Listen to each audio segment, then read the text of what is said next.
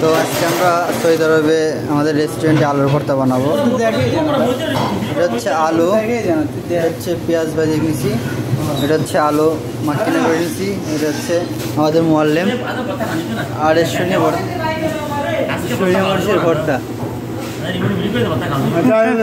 Test হইব। এটা হচ্ছে মোয়াল্লেম, তানি মোয়াল্লেম ইতনিন। আজকে দুইজনের রেসিপি আছে, দুইজনের রেসিপি। ও সোনা মরিচ দেশ কি যে একটা খানা হইব দেশের সিস্টেম। আমাদের মোয়াল্লেম কাবির, আমার সাথে আছে কাঁচা মরিচ।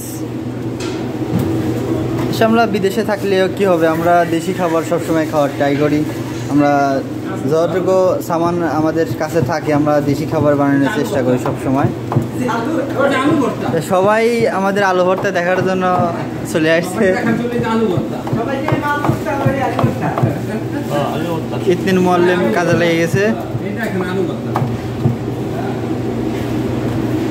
তো আমাদের রেসিপির মধ্যে আছে হচ্ছে শুকনা মরিচ, কাঁচা মরিচ, তারপর পেঁয়াজ আমরা হালকা ভেজে নিছি, সাথে আছে ধনের পাতা, তো তারপরে লবণ।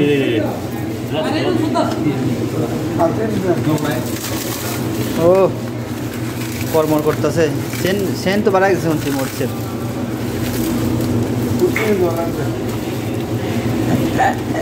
জ্বললে সমস্যা নাই।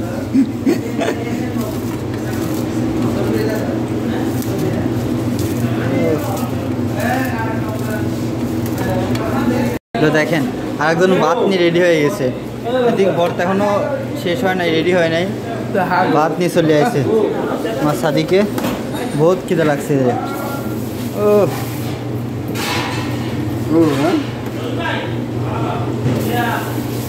মোয়াল্লেম কাবির।